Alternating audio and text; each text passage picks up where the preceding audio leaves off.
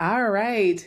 Happy Wednesday, everyone, and welcome to another episode of Wednesdays with the Doc. I am joined by my colleague and friend, Dr. Melissa Villodas. Welcome. Thank you. Thank you for having me.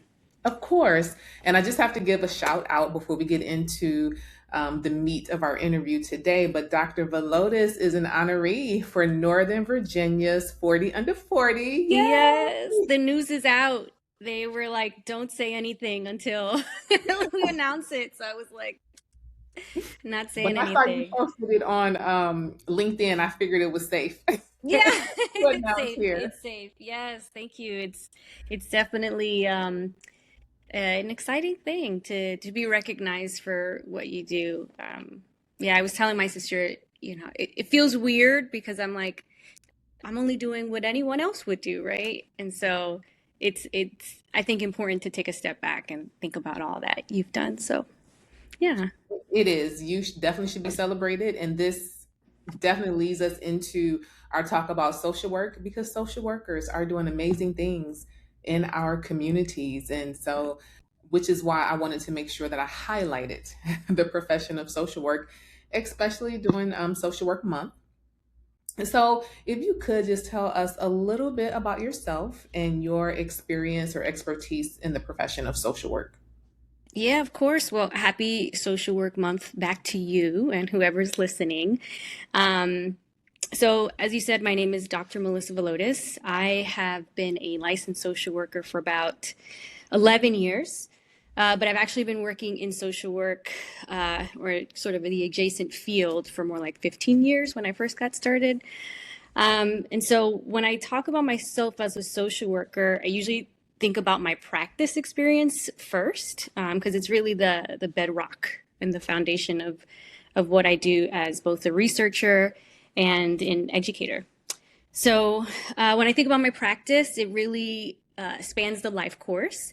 So meaning I've worked with people across many different stages of life. I mean, children as young as 3 years old in early childhood education, middle schoolers and after school programs, teenagers and youth organizing, young adults in vocational programs, transition age youth in foster care, and then of course there are like adults and couples and community practice in person and through telehealth. And so most of my practice experience is in New York City, where I'm from.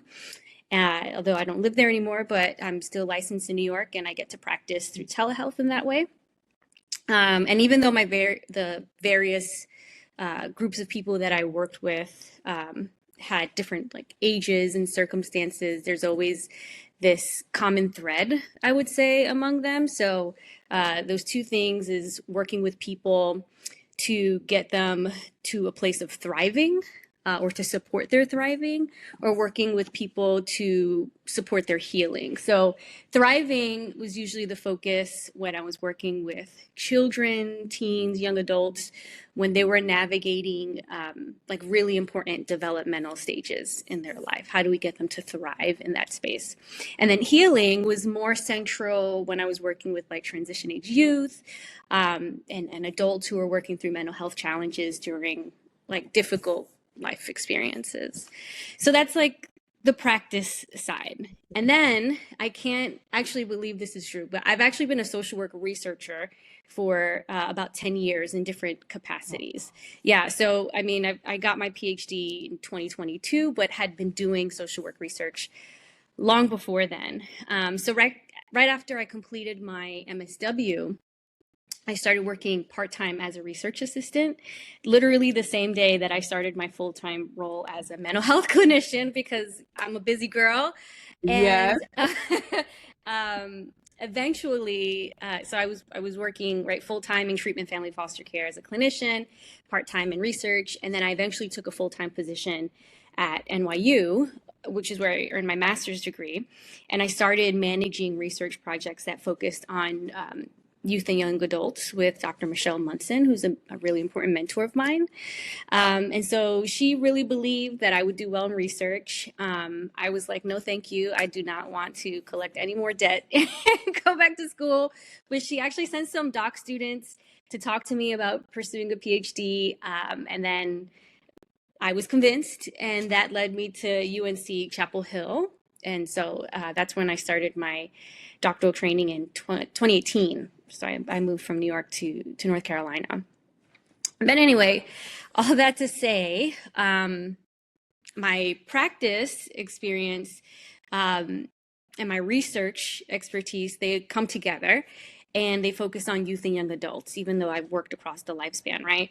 So I really focus in my research on how young people navigate personal, relational, and societal development, and how the places where they live and the supports that are in their lives help protect them against mental health challenges. So that's like the strengths-based part of my work. And then the social work oriented part of my work, if we think about like the problem my research addresses, I'm really investigating the disruptions to healthy development during youth and young adulthood, and how we can better understand and like prevent those challenges. So yeah. Wow. All of what you talked about with your experience and your history with the profession of social work, for me, is why social work is such a beautiful profession. Mhm. And Yeah. I don't know that many people would even describe social work in that way, but we get to engage with people, with humans, with individuals on in many aspects of their life, and to Hmm. see all of those different areas come together. And Hmm. for me, that is one thing that makes social work a beautiful profession, that makes social work a profession where you can go into it and do so many different things, as you have just talked about, and Hmm. how that practice and that research can blend together to really move the profession forward. So we know, with that said, we know that, the profession of social work seems to be targeted, or some would say under attack, with the Department of Education and their quote unquote reclassification of degrees as professional. They say for the purposes of student loans, but we know social work is one of the degrees where they are not classifying it as professional, which has some impact to anyone wanting to borrow money to fund their social work education. It has so many implications for practice, for services available to certain communities. With that, what would you say for you is the why behind social work being important? Well, first, I'd like to reflect back that I love that you used the word beautiful. I usually say unique, but beautiful just seems like a much better word to use. It is a beautiful profession, and allows for a lot of space for personal development, as well as like interpersonal development, community development, societal development. And that's not even like my why answer, right? This is just building off of what you said. And so thank you for that. I would say then, um, beyond that, I think social work is important because the reality is that no one person navigates any part of their life without a challenge, right? Or at some point, everyone needs help sorting through something difficult. And that might be meeting basic needs like food and housing. It may be navigating grief and loss. It might be learning how to manage a mental health diagnosis, or, something like figuring out how to get the right resources so that your child can succeed in school. So the range of challenges that social workers help people navigate is really endless. And I think the people who are making decisions around whether or not this can be considered a profession have a really limited scope with in which how they understand social work practice and its importance. I think at its core, social work exists because we all need support at different moments in our life, and social workers often become that village of support that help people to move forward. Um, so there are three things that I believe are important and unique about the social work profession. First, that we work from a strengths-based perspective, meaning we focus on people's capabilities and resilience rather than just their problems. So that's why when I talked about my research, I was like, well, that's the strengths-based perspective. But for people who have a challenge understanding that, right, here's the problem side. And then, so second, we recognize the person and environment, which is a huge part of my research. And it really just means we understand people's experiences are shaped by their relationships, their communities, and then the broader systems in which they live. And then third, social work is deeply committed to anti-racism, diversity, equity, and inclusion. And so Yes. those values really set social work apart from professions that may focus primarily on deficits or just overlook people's capacity to grow and thrive. And so, in my opinion, social work is a critical and important profession. Absolutely. I wholeheartedly agree with all of that. Yeah. Um, and I get the benefit and the privilege of being able to, see firsthand some of your research since we are Yeah. colleagues Yeah. at George Mason University, and so I know the work that you're doing and how your research is really benefiting the communities. Definitely here in Northern Virginia, but I'm sure that research can be generalized to other locales as well. Mhm. And you talked a little bit about the research that you're doing with young adults and looking at their environments. What do you see as the importance or the significance of your research connecting back to the profession of social work? Well, I mean, I really don't think I can even talk about my research without calling it social work research to begin with, right? They're completely intertwined. So my research focuses on how the places we live and the supports around us influence mental health, particularly with youth and young adults. And in many scientific fields, researchers don't always center place and environment. In my opinion, as much as they should. But in social work, education, we certainly know that environment matters deeply because it's something we see in everyday practice.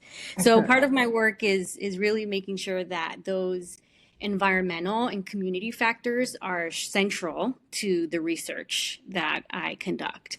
So I also try to keep my research grounded again in that strengths-based approach, which is very social work, even though that can be challenging in a research culture that focus heavily on problems and deficits, as I mentioned. And then I'm also intentional about centering the experiences of marginalized and minoritized communities. So typically that includes people of color, people with disabilities, and individuals who are involved in systems, specifically in systems like foster care, which I've spent a lot of time in terms of my practice. So for me, centering those experiences is one of the ways that I feel like I bring social work values into scientific research. And then I also get to bring my experiences and what I learn from my research into nonprofit service, right? So I'm the board chair for a nonprofit in Alexandria, Virginia, named Lazara. So shout out to Lazara, who's doing really, really incredible work. And so, I have the privilege of bringing my research and expertise into that space as we think about programming and the support that young people need in the community that is serviced by Lazara, which is the Route 1 corridor. So we're focusing a lot on positive youth development and how youth leadership and peer-led programs can really support people in the community, as well as community-based leadership and how that can really move a community forward. Such amazing work. Thank Such you. amazing work that you can see it benefiting communities and providing practical support. I know sometimes, being in private practice part-time and sometimes when we're working with students we can tend to focus a lot on the theories and Mhm. what treatment modalities we're using, but to see the work in action in a practical way that's really benefiting a community is really great, and it really speaks to, as we've talked already, the value of social work and how much social work and social workers are needed in our society and in our community. So thank you for that amazing work. Yeah, and I think I'll also add that when you move into a research space, sometimes the temptation ends up to kind of live in the culture of sort of publish or perish, where it's just like you have to publish, you have to make sure that people know what you're doing and what you're researching, and then you move on to the next thing. And so for me, being so engaged and embedded with this nonprofit organization and just within the community, it helps me slow down and think about the translatability of what I'm doing, and then also how it returns back to the next research questions that I ask. So, the idea for me of just being a social work research without ever integrating practice or community work just doesn't exist in my mind. It doesn't work that way for me. No, I mean, but it really is speaking to how we move and operate as social Mm-hmm. workers. We don't just do one thing in a silo. A lot of the work that we do impacts some other area or some other Mm-hmm. system Mm-hmm. or some other part of that individual's life. And I like that. I like that we make those connections and that you're doing that with your research. Even with the language, and I did pay attention to the language that you used, and language is important. You talked about minoritized youth. You use what we call that person first language. Mm-hmm. And I think all of those things encompass how we have, I think, transitioned and grown as a profession. Even in talking about practicing from an anti-racist and anti-oppressive lens and the ADEI, I know folks get nervous or feel a certain way when you mention that. But one of for me, the basic cornerstones of DEI or anti-racism or anti-oppressive practices is just respect for the human life. Mm-hmm. Mm-hmm. Yeah. And when we use language that is more person first and person centered, like you just did, it really speaks to a profession that values the human life. And as you said, want to help individuals to realize their own strengths and empower them to achieve whatever level of functioning they want to achieve or that they desire to achieve. So I really appreciate the use of that language. And I know that we say we use it, but hearing someone else, Yeah. it just brings it Yeah. back to the forefront. Yeah. So, I would, sorry, just to add, thinking about the language that we use, and even hopefully this isn't too technical on the research side, but even the research questions that we ask, it's so important to think outside of sort of the white normatives, or sort of centering whiteness in our research questions. And so when I say that I focus on minoritized populations, and usually that often includes, right, race and ethnicity. Instead of comparing outcomes to white youth, sometimes I'm like, let's just look at this group of Black youth and see what their experiences are, because it's not always a fair and equal comparison to say this is Black youth compared to white youth. Well, why does white youth have to be sort of the central focus of the inquiry, right? And so some of my research moves towards centering groups specifically so that they have like a more nuanced exploration for the problems that I'm exploring there. which I think is really great because it also then speaks to the importance of all youth being Mm-hmm. able to be a part of research and having their unique experiences Yeah. and stories told in that way. Yeah. So I Yeah. think that's really great. Yeah. So, what is one thing that you would like to share with our listeners or would like our listeners to understand or know about the profession of social work? So you mean beyond it being beautiful and unique? Yes. Um, I would say one thing I'd love listeners to know about social work is that the profession, because it is a profession, is incredibly vast. So there are so many different things you can do with a social work degree. Even in my own 15-year career, I've worked in many different roles and settings, as I've mentioned, and I didn't even get into detail with all the little things that I would do in each one, right? Um, and I actually think that range is really important because people are constantly growing and evolving. So if you're thinking about your own personal development for someone who's in social work or thinking about social work, I would say social work allows space for both personal and professional fulfillment while also creating opportunities to make lasting change in communities and systems and just for the people that you walk alongside. And so I think for me, that's one of the more powerful things about the profession. So when people ask if they should pursue social work, especially my personal network, I'm like, yes, there's so much you can do. It's best.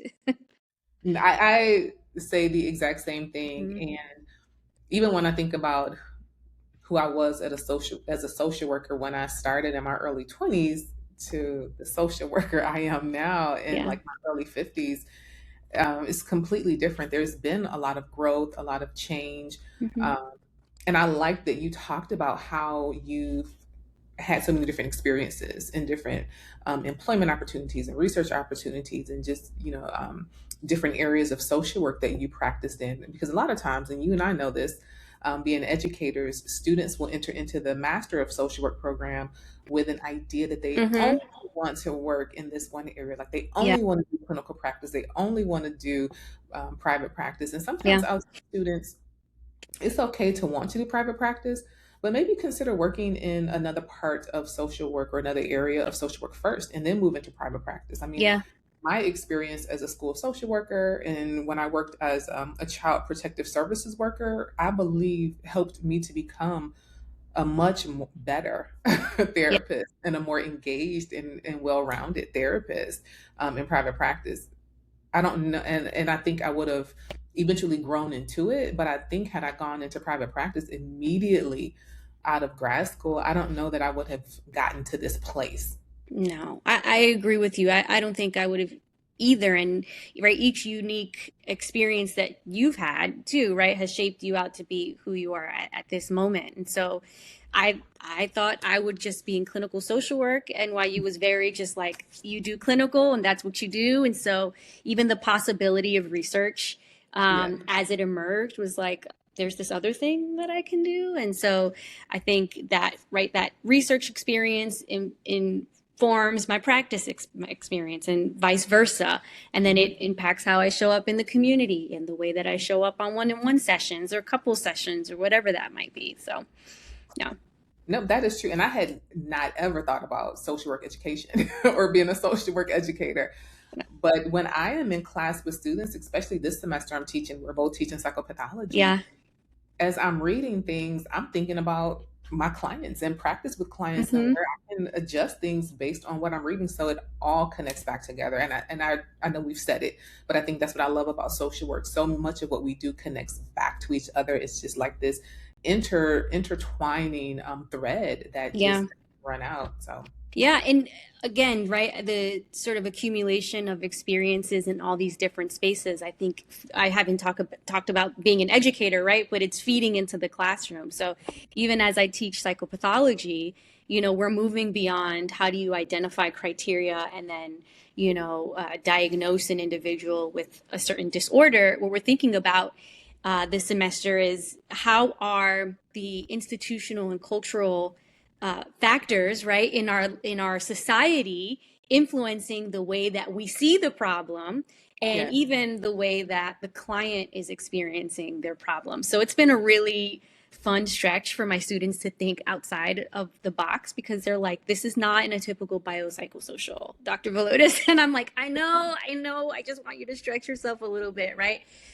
Because it's what we're seeing show up in our society, on the news, in dialogue, in research, and so it needs to show up in the classroom as well. So yeah, it's all interconnected. Dive into psychopathology. Yeah, I'm getting excited. yeah. So as we close out this episode, and typically, Wednesdays with the doc, I close out the episode with some kind of tip for listeners to either manage their mental health or to manage their well-being, with the Hmm. disclaimer that the podcast is not a replacement for therapy. Yes. You know that you're getting some great information, but this is not a replacement for therapy. You know that you still want you to seek out a licensed professional Hmm. in the area where you live. But what is one tip that you would share with our listeners just to manage mental health or to manage their well-being in general? Oh, I think you already know what I'm gonna say. It is no secret that I am a dancer. I Yes. love dance. I actually started dancing. I'm a Latin dancer, and I take classes. I perform in on a dance team. I teach from time to time classes, specifically Afro Latin dance, so salsa specifically. And I started dancing right after graduating with my MSW. And part of that was So right after, maybe more like 4 months after, because I noticed, right, that I started practicing and I was really sort of living with the stories that were being told to me through my sessions. And I needed uh, an outlet, right, that helped me to release that. And so dance ended up being that outlet for me. I'm still dancing 10 years later. And so I would say it doesn't have to be dance, but moving your body is, I think, one really special way to sort of release what you might be carrying. Um, but if it's not movement and dance, it's something outside of your work that connects you back to a community of people who care about you and have some sort of shared interest and can walk alongside you in this place in life that you're in. So it could be like a pottery group, a knitting group, just anything that sort of restores you. So go searching for that, what that thing is. I like that. And I think that is the perfect place to close out our episode today. So thank you, Dr. Villodas, for joining us on Wednesdays with the Doc. You shared some great information about the profession of social work, about your experience, and a great tip for our listeners. So we are going to close out here. Hope everyone has a great rest of their Wednesday. And thank you again, Dr. Villodas. Thank you for having me. All right.